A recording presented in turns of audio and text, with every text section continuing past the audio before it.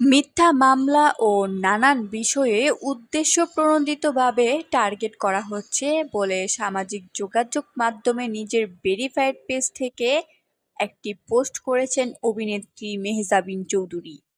রোববার বেলা ১২টার দিকে ফেসবুকে পোস্ট করে তিনি লিখেছেন,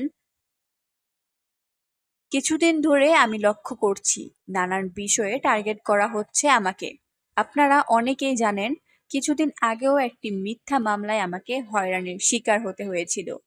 বিজ্ঞ আদালত সেই মামলা থেকে আমাকে অব্যাহতি দিয়েছেন এবং সত্য প্রতিষ্ঠিত হয়েছে। অভিনেত্রী আরও লেখেন, আমি যখন নতুন করে কাজে মনোনিবেশ করেছি, ঠিক তখনই আবার আমার প্রাণহানি মানহানি করার চেষ্টা করা হচ্ছে।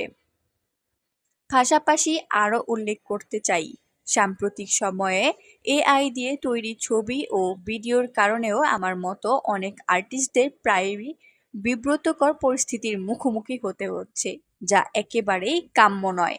নারীরাই আজকাল সহজ টার্গেট হচ্ছে বলে অভিনেত্রী মেহজাবিন লিখেন, নারীদের হেনস্থা করার পেছনে কে বা কারা আছে তা আমার জানা নেই।